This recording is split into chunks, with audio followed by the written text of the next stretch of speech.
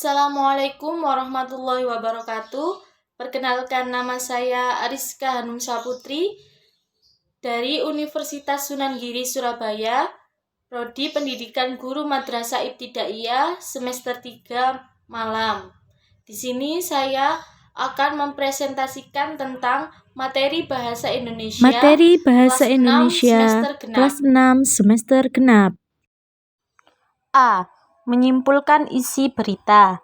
Berita dapat diartikan kabar, informasi, atau laporan pers. Berita dapat disampaikan secara lisan ataupun tulisan.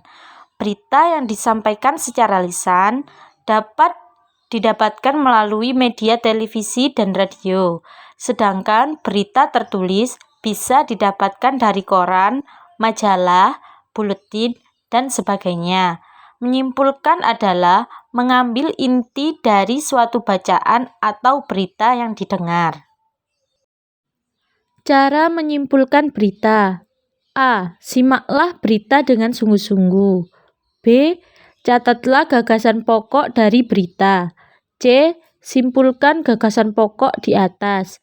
Gagasan pokok dapat kita ketahui setelah kita mendapat jawaban dari unsur-unsur berikut ini. Yang pertama, what, apa. Yang kedua, when, kapan. Yang ketiga, where, di mana. Yang keempat, who, siapa. Yang kelima, why, mengapa. Yang keenam, how, bagaimana. Unsur di atas dikenal dengan sebutan 5W plus 1H.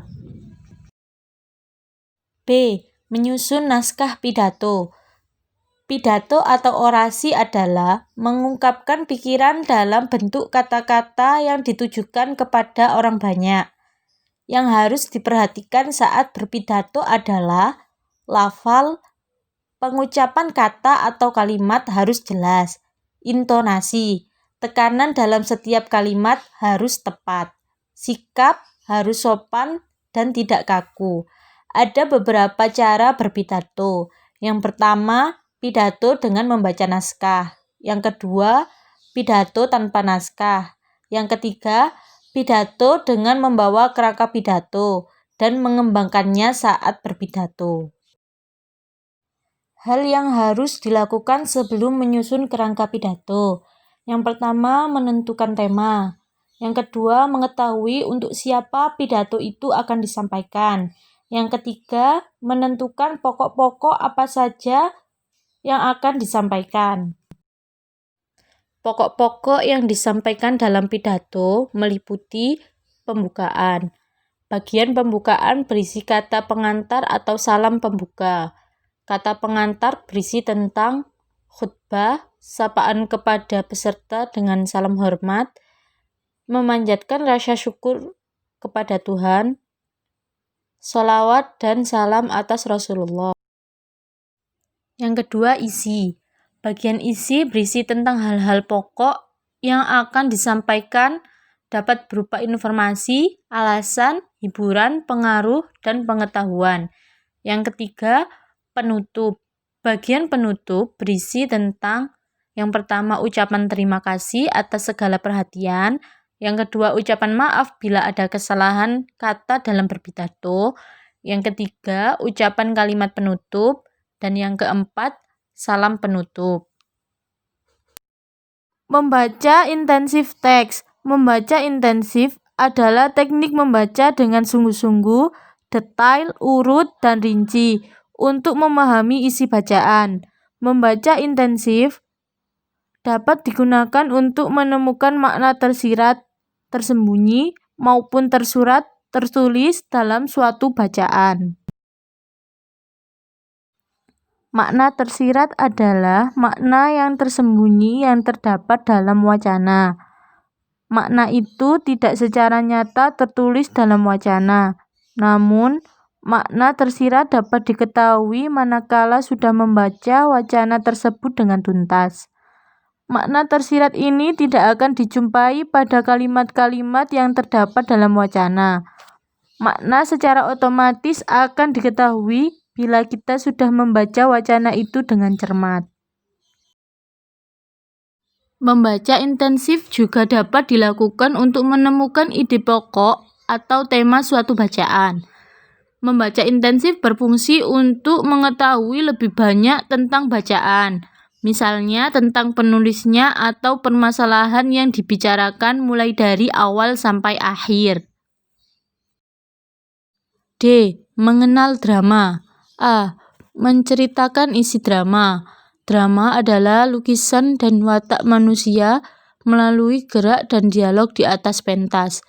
Ada beberapa hal yang membentuk sebuah pertunjukan drama, yaitu 1. Naskah drama. Naskah drama biasa disebut dengan skenario. Naskah drama berisi tentang tema, dialog, plot, dan perwatakan tokoh. 2. Pemain. Pemain perempuan dalam drama disebut aktris, dan yang laki-laki disebut aktor. 3. Tempat pertunjukan.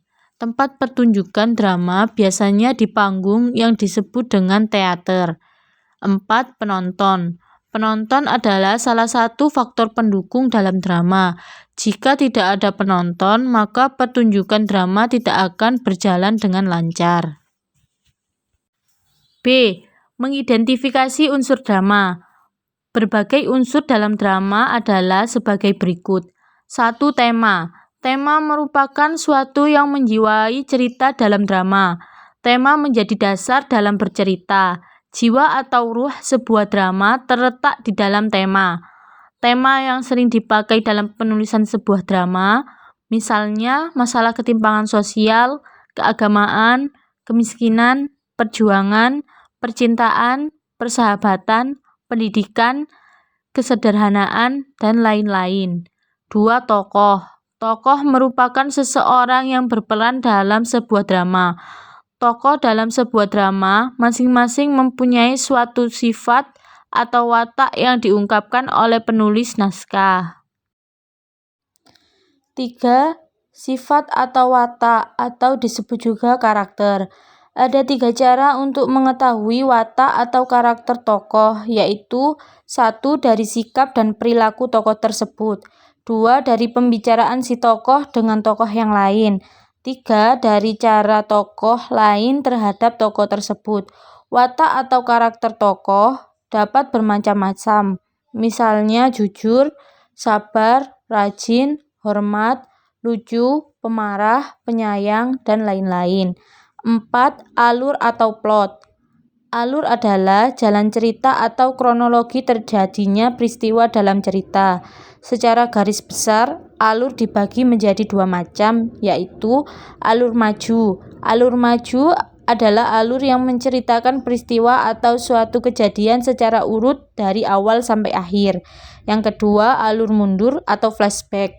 Alur mundur adalah alur yang menceritakan peristiwa atau suatu kejadian yang dimulai dari akhir cerita, kemudian kembali ke awal cerita. 5. Latar atau setting. Latar atau setting, segala keterangan mengenai waktu, tempat, dan suasana cerita dalam drama tersebut.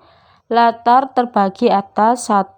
Latar waktu. Latar waktu merupakan penjelasan tentang waktu terjadinya peristiwa, misalnya pagi, siang, senja, sore, malam, dan lain-lain.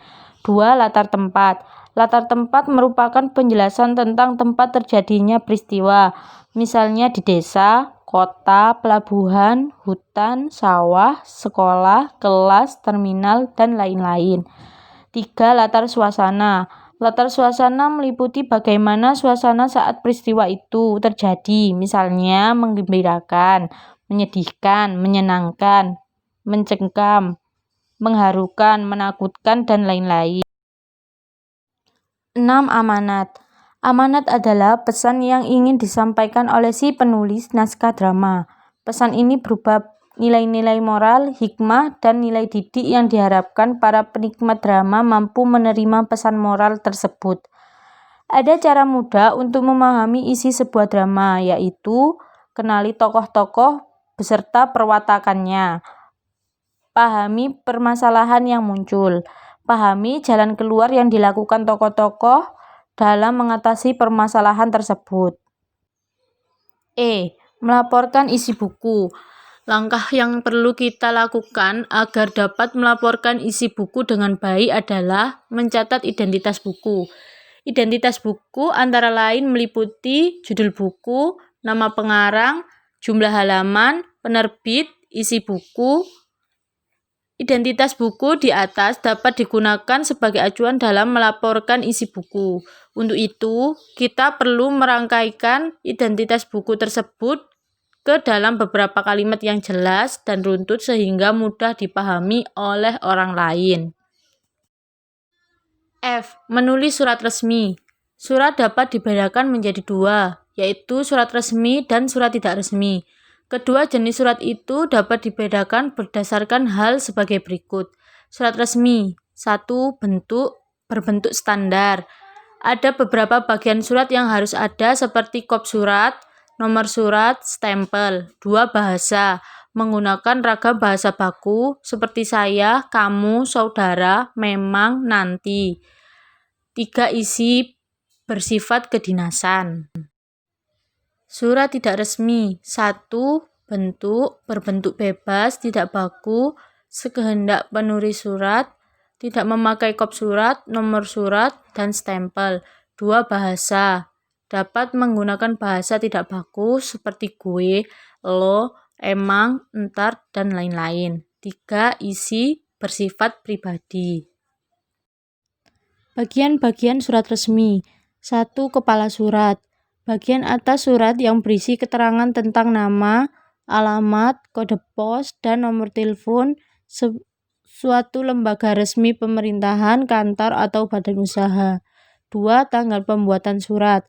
Tanggal pembuatan surat ditulis di sebelah kanan sejajar dengan penulisan nomor surat. 3. Nomor surat.